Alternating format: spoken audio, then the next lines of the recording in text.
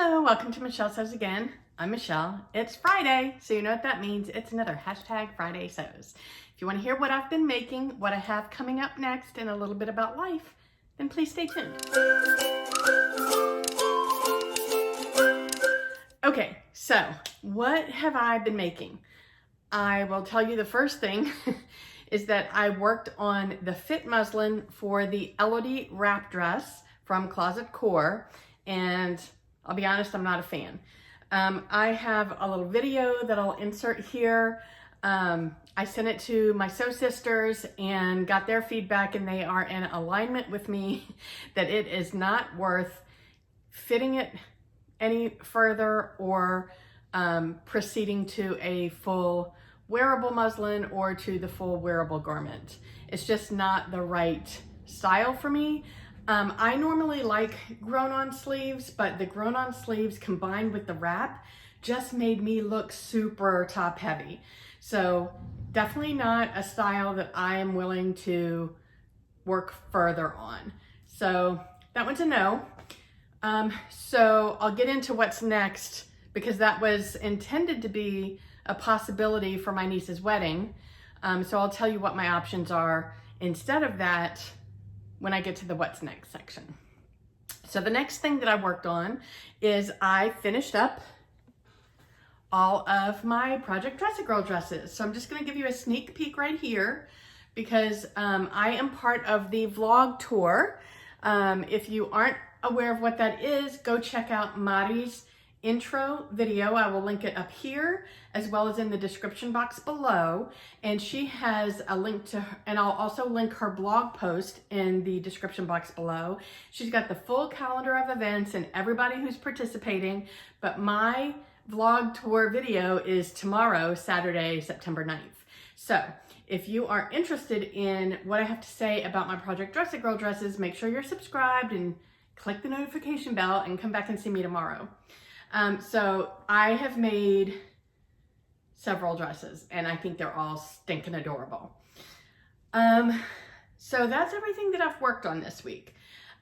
Well, sewing wise. I did also work on some of my DIY stuff that I kind of teased you guys about last week. I am filming some of it. I haven't finished any of it yet, so there's nothing to share with you yet. I'm trying to decide if I'm probably gonna do each project as a separate video, just so that I can put that in the title, and that way if you're interested in that item you can, you know, view it rather than having a whole bunch of hodgepodgey DIYs in one video, which means they're all going to be super short because none of these took very much time. So those will be coming up soon. Then for my what's next, so as I mentioned, my niece's wedding is coming up and the Elodie is not going to be an option for me. So I have three other options. The first one is I still want to try and refit. This is the Sew House 7 Wildwood wrap dress that I made last year. It was a collaboration with Sarah from Naughty Gnome, and I absolutely love this dress. I just didn't like the way it looked on me. But I've lost 40 pounds since I made it. So I want to see if I can refit it and if it looks any better on me. And if it does, I mean, look at these colors, you guys. Oh my God, I love it so much. I will link to the video where I reviewed this pattern and talked through my experience making it. I'll link that up here if you're interested. But yeah, I would really love it if I could get this dress to fit. That would be my number one option. My number two option, I've already kind of started working on this because one of my ongoing projects is to work through all of the me-mades in my closet that I love but I'm not wearing because either they don't quite fit or there's something about them that's not quite right, so I need to restyle them or something. But this it's inside out because I've already started taking it apart. I took all the side seams apart already. I took the pockets out because the pockets were way too low.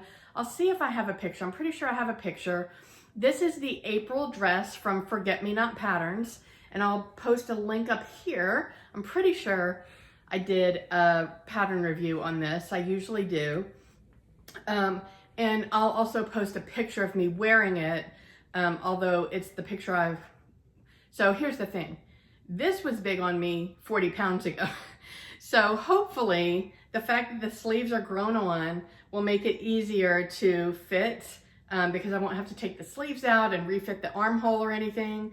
But this, I love the color combo. So I did this in linen, and I did a hot pink and a really bright orange, and I just think it looks fabulous.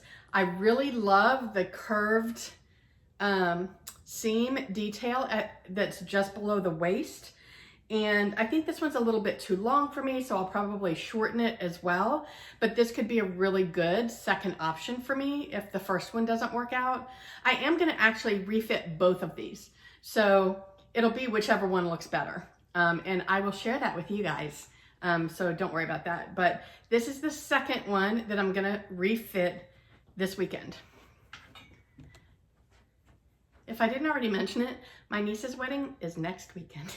So I gotta get cracking. All right, so if I can't get either one of those to work, then I think I'm gonna go to a pattern.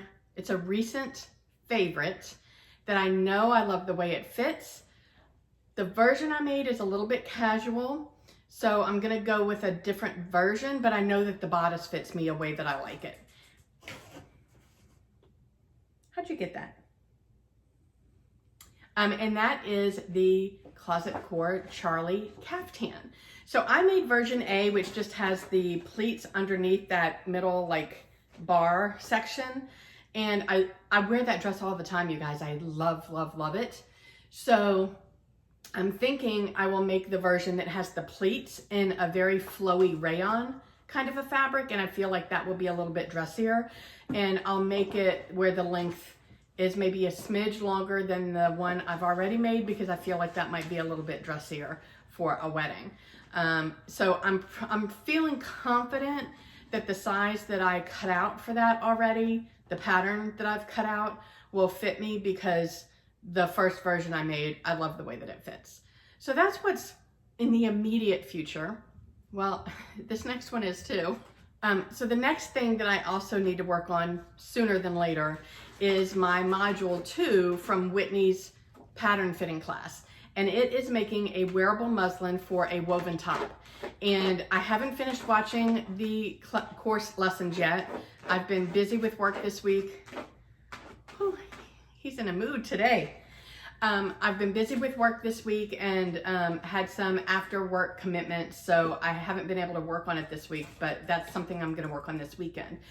The pattern that I'm going to use for my wearable muslin is the seam work Marlowe top.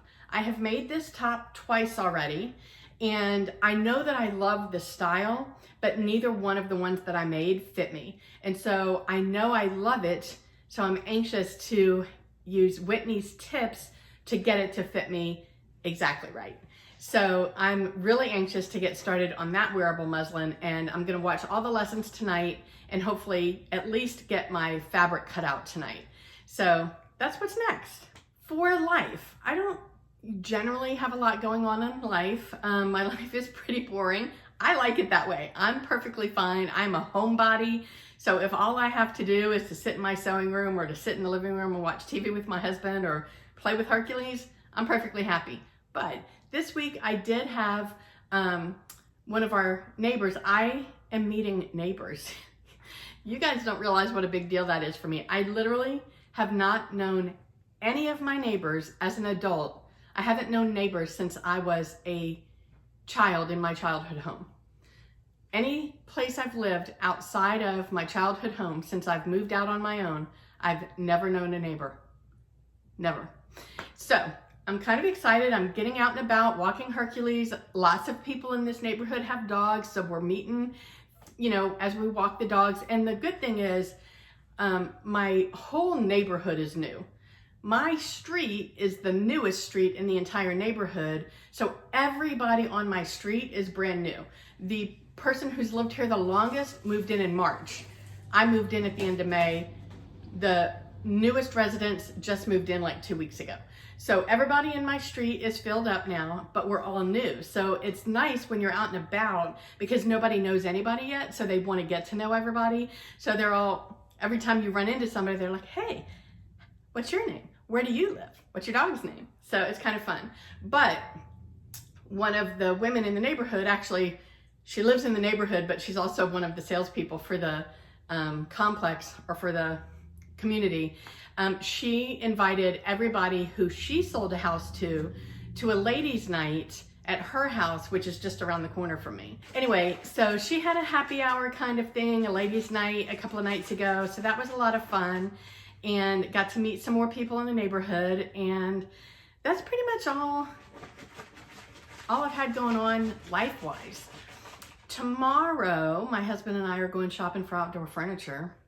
I mean, that's as exciting as it gets around here. Okay, so the question of the week, which I almost always forget, is, I don't have the question exactly, but I'm pretty sure it's something along the lines of, do you use regular scissors, a rotary scissor, or electric scissors, and which one and why?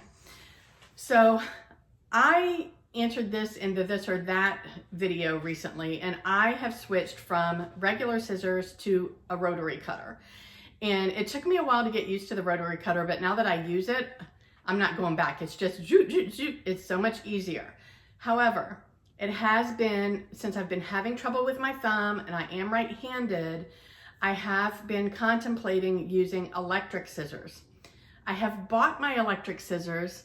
I haven't used my electric scissors yet. So it is possible that I will be switching from rotary to electric once I try it out. And it's probably gonna be like the rotary cutters. It's probably gonna need me to play around with it a little bit, to practice with it, to get it to work the way that I want. So it's possible I might be switching, but for now I use the rotary cutter. And for me, I just feel like I get a more precise cut. When I use the scissors, I get jig jags.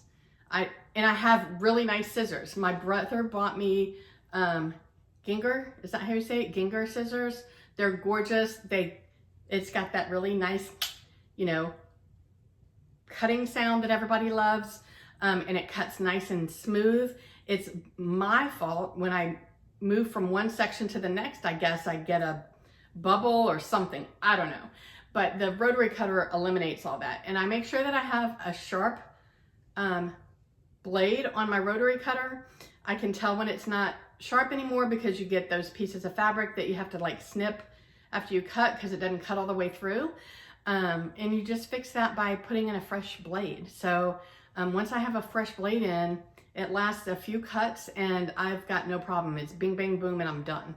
So I'm a fan of the rotary cutter. Hopefully the electric scissors will work very well as well. Well, that's all I have to share with you today. So wherever you are, I hope the weather's amazing. I hope you're able to get some sewing in, and I will talk to you next time. Bye.